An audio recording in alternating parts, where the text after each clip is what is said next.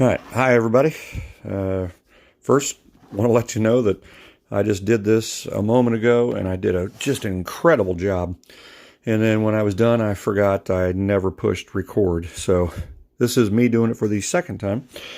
First, here's an example of what we're talking about. We have an equation with an r squared instead of an r. You solve it just like you've been solving equations. The opposite of adding is subtracting. The opposite of multiplying is dividing.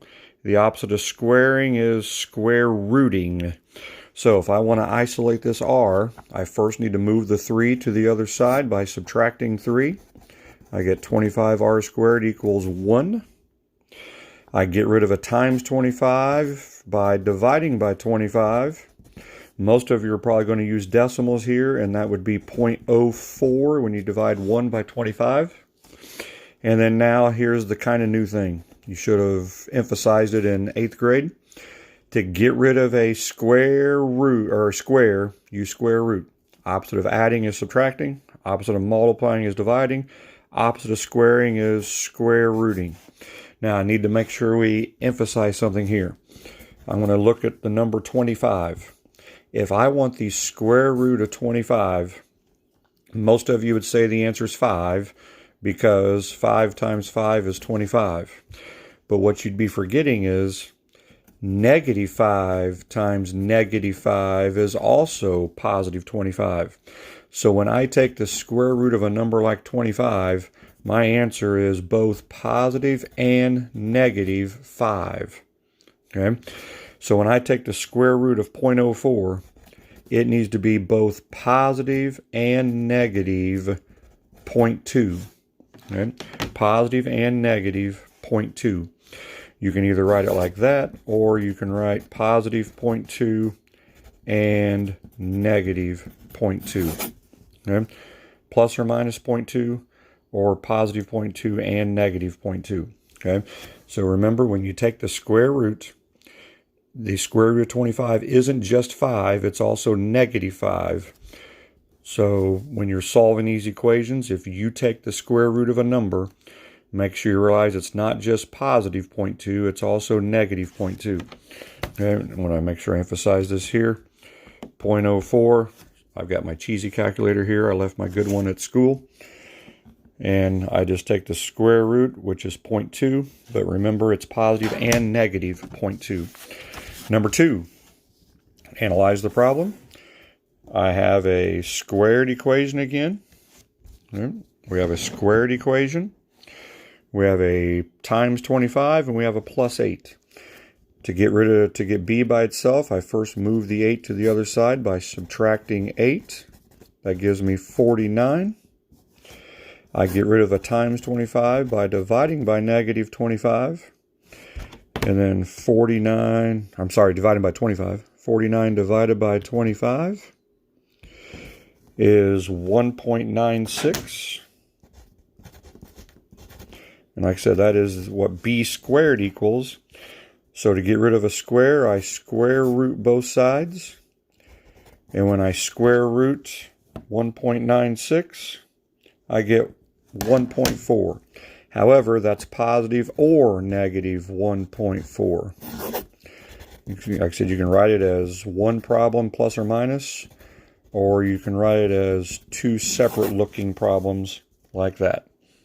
Okay? Third example. Analyze it. I need to get rid of the 2, the squared, and the minus 8. First, you get rid of the minus 8 by adding 8. 2n squared equals 104. I get rid of the 2 by dividing by 2. N squared equals 52. And now for the somewhat new thing, I take the square root of both sides to get rid of the squared. And when I do, that gives me a positive or negative square root of 52. And so when I square root 52, I get 7.2111. I want you to round these to 3 decimal places, which would be the 1, that one right there.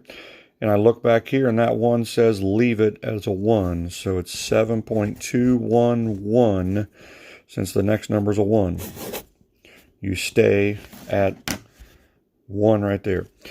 Or again, you could write it as 7.211 and negative 7.211. Okay? Your choice. Chances are you're probably going to do it that way, but make sure you understand this means two different numbers. A positive 7.211 and a negative 7.211. Okay? And the last example, very similar again. To get x by itself, we want to first move the 5. Subtract 5. 10x squared equals 440. I now divide by 10. X squared equals 44. And then you square root both sides. When I put the square root there, it could be a positive number or a negative number. And the square root of 44 is 6.633. I look at the 2 and it says leave it at a 3. So we got 6.633 as our final answer. Okay. Again, you can write that as positive 6.633 or negative 6.633. Okay.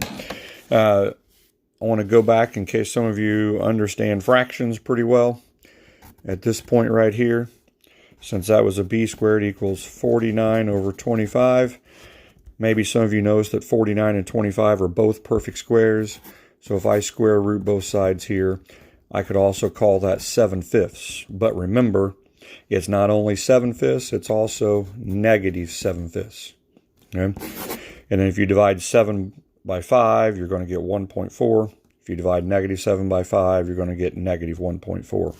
Okay, and the same thing was true over here. If you recognized it, the square root of 1 over 25 is the same as 1/5, but 1/5 is the same as 0.2. But I would suggest you just go ahead and use decimals. Okay, if you have any questions, let me know. Again, I'm always available from 9 to 3.